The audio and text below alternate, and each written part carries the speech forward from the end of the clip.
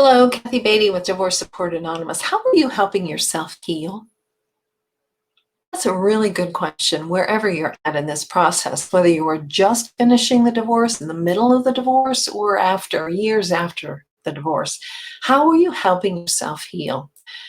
I find it amazing, understandable, but amazing that men and women continue to have emotional conversations with their soon to be ex or their former spouse. It doesn't help you. If you want to start healing, the first step that you need to take toward that healing is you need to stop the conversation with your former spouse.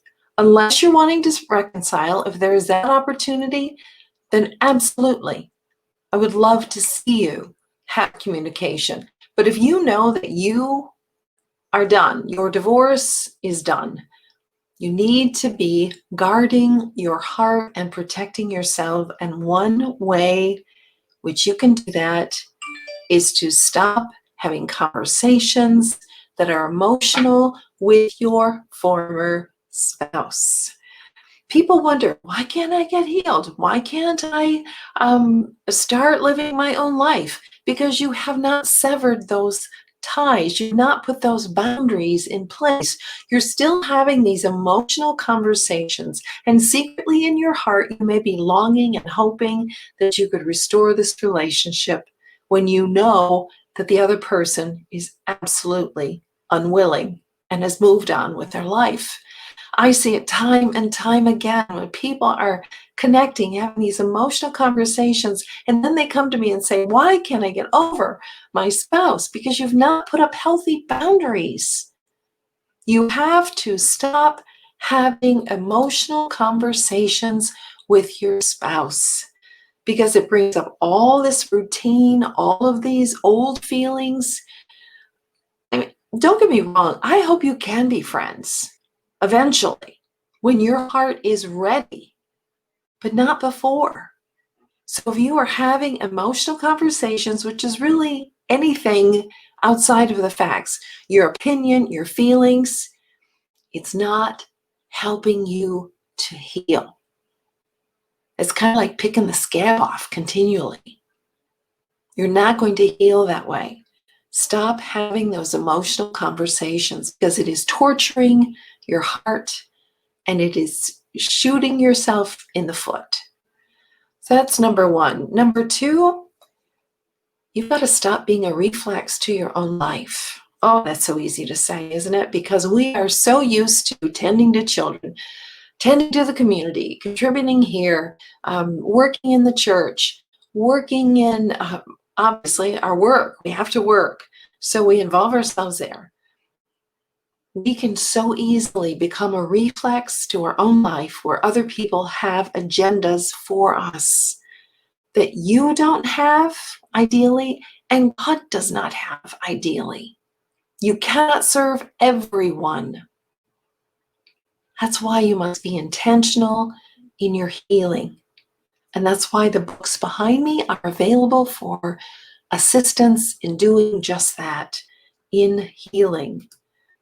Another thing that you need to do right now, wherever you're at in this process, is quiet your heart and ask the deep questions.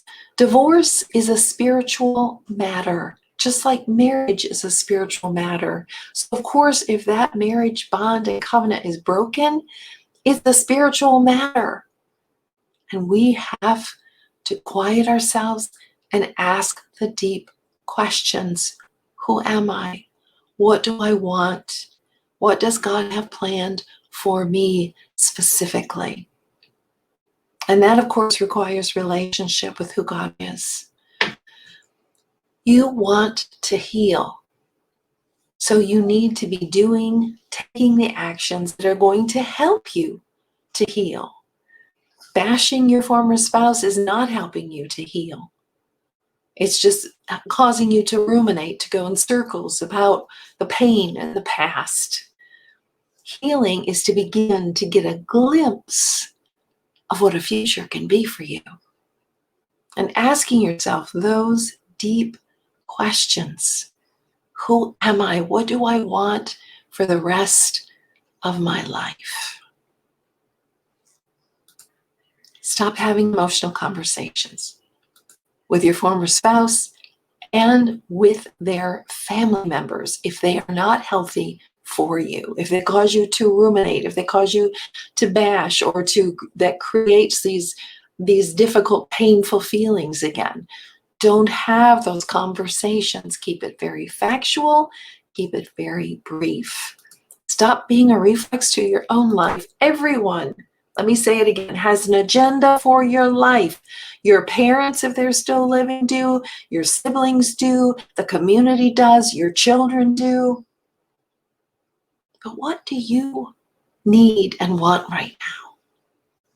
Isn't this difficult transitional time the time to quiet your heart and ask the deep, uncomfortable questions so you can begin to heal, to move forward? God has a beautiful plan for your life. Let's not keep throwing obstacles in our way. Let's truly search it out to find that beautiful life that is beyond the trauma of divorce. I know it's there because I have seen some of the hundreds of people that I have worked with create a beautiful, intentional, purposeful life after divorce. The same can be for you. So help yourself begin the healing.